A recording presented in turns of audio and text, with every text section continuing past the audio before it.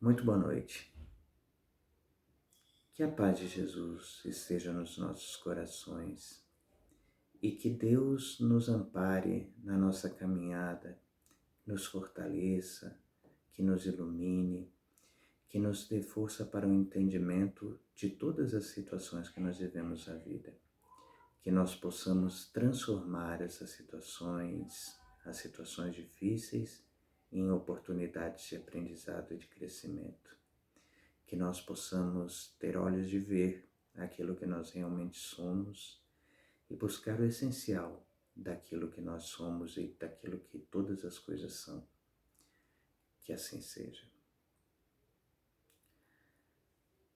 Existe uma passagem no Evangelho na qual Jesus refere-se à nossa capacidade de ver as coisas. Nessa passagem, Jesus diz que os olhos são as lâmpadas do nosso corpo. Que se eles forem bons, todo o nosso corpo será luz, mas que se eles forem maus, o nosso corpo todo será escuridão. E algumas pessoas colocam essa mesma passagem de Jesus com uma tradução bastante semelhante, que tem exatamente o mesmo sentido. Os olhos são as janelas da alma. E nos fala isso de que as coisas que nós percebemos no mundo estão muito mais nos nossos olhos do que no mundo propriamente dito.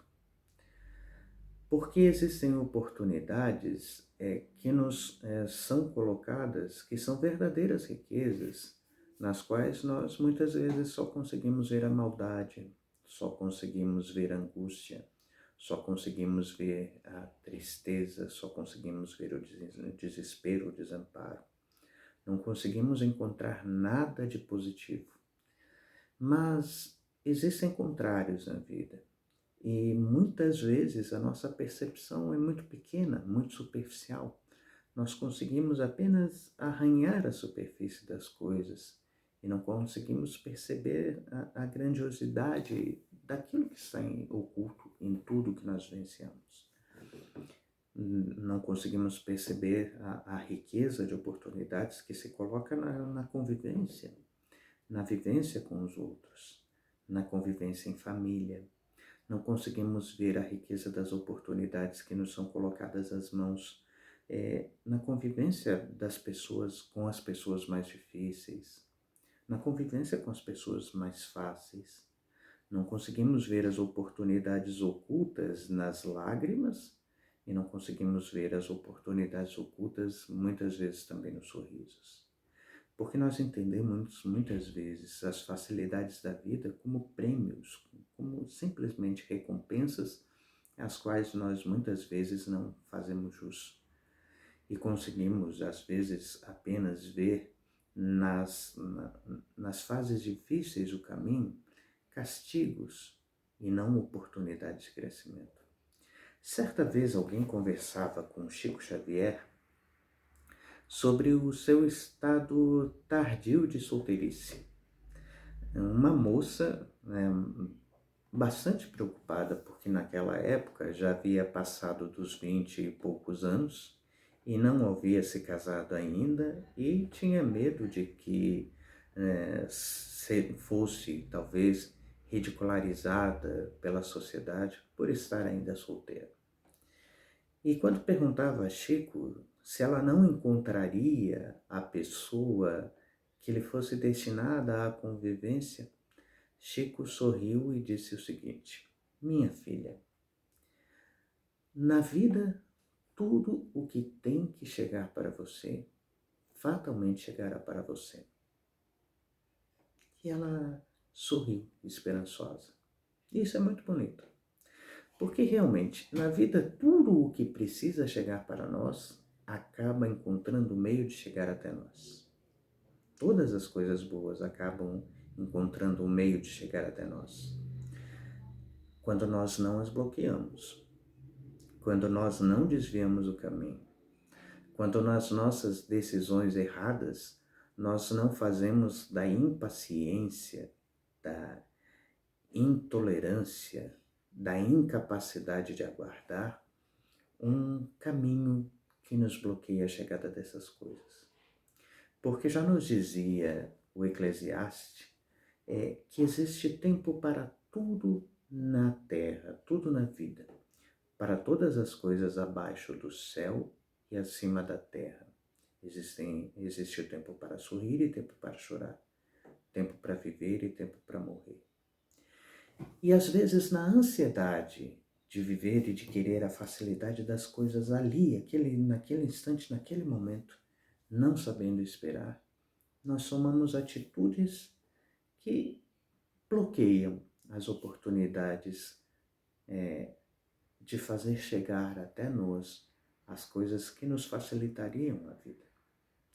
Porque a maioria de nós quer gozar agora. A maioria de nós quer a felicidade agora. A maioria de nós quer o prazer agora, sem a paciência de saber esperar, sem a paciência de abrir a vida para que as coisas cheguem até nós. E nesse apressar das coisas, tomamos decisões que mudam o trajeto da nossa existência, que mudam os espaços que as coisas teriam para acontecer na nossa existência.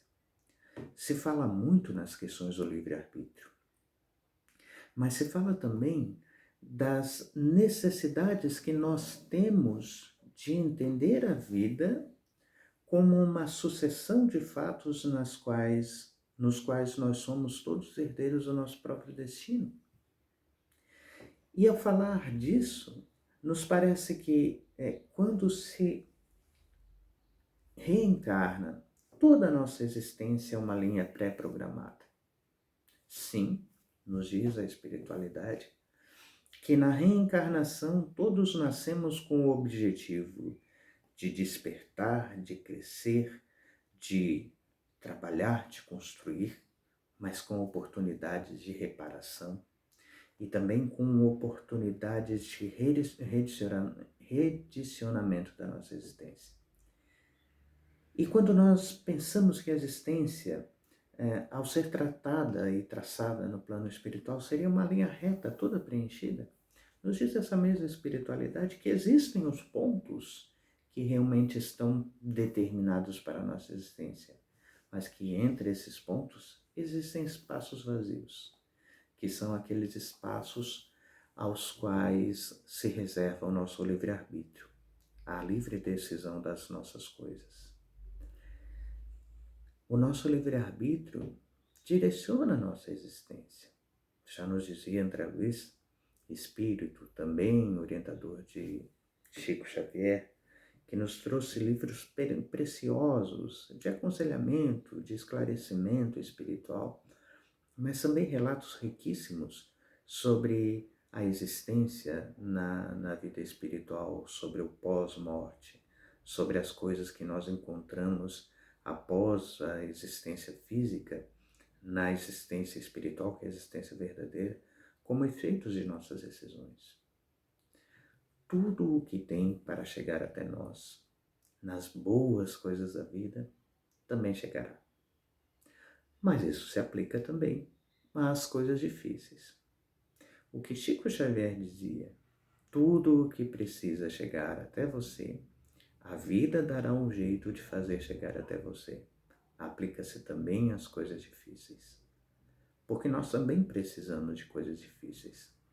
Nós também necessitamos de coisas de aprimoramento.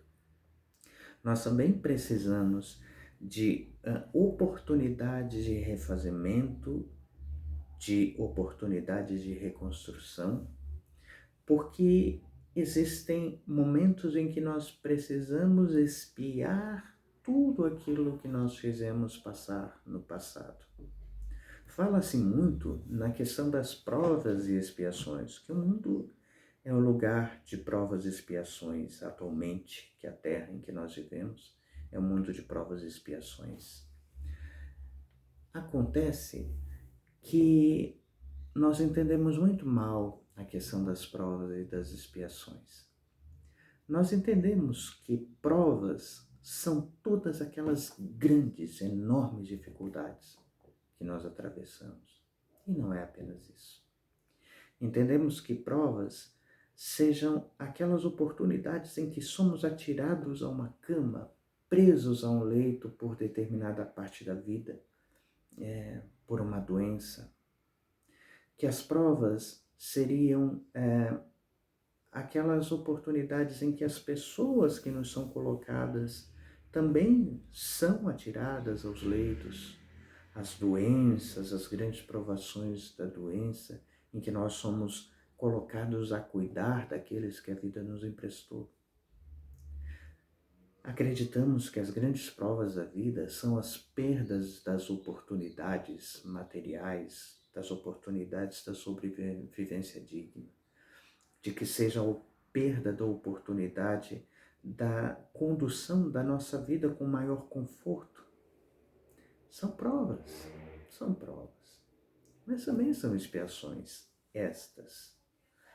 Porque o Código Penal da Vida Futura, contido no livro O Céu e o Inferno de Allan Kardec, nos coloca que, diante de tudo o que nós plantamos na nossa existência, diante de todas as ações que nós construímos na nossa existência, existe um processo de refazimento, um processo de ajuste que se coloca diante de nós através de um artigo da lei divina.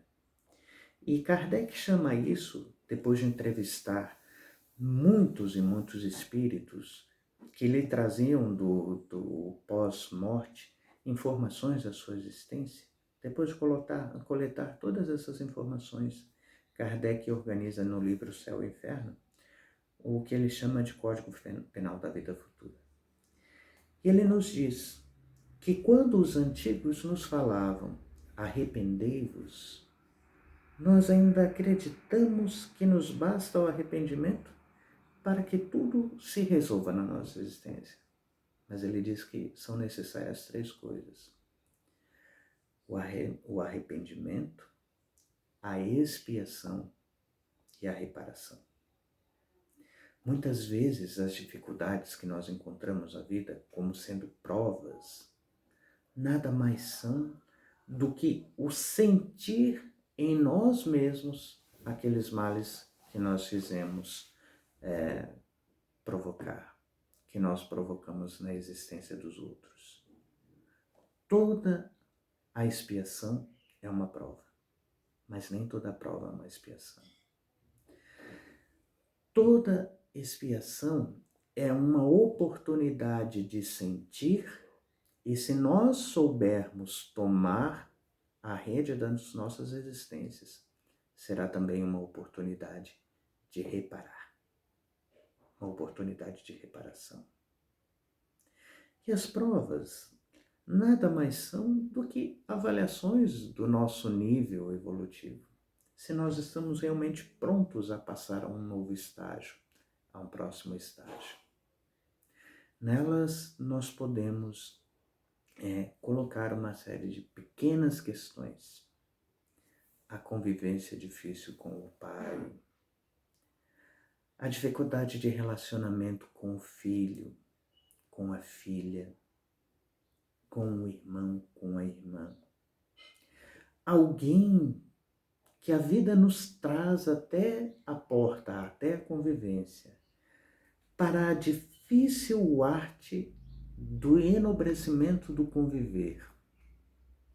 Alguém que nos exige aceitação, alguém que nos exige entendimento, alguém que nos exige compreensão e que nós muitas vezes não percebemos naquilo uma oportunidade. Existe uma frase atribuída a Albert Einstein, o grande matemático e físico alemão, autor da teoria da relatividade, em que esse cientista teria dito que Deus não joga dados. Não sabemos se realmente a frase é de autoria dele, mas a frase não é não é um apanhado de palavras. É uma grande verdade. Deus não joga dados. Nós todos nós, sem exceção, nos encontramos inseridos em um grande processo de aprimoramento, de elevação, de construção de nós mesmos, de despertamento, de aperfeiçoamento.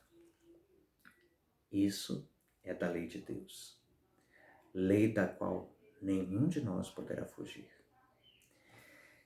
E todos os pontos que nos são colocados na existência nos chegam por dois aspectos.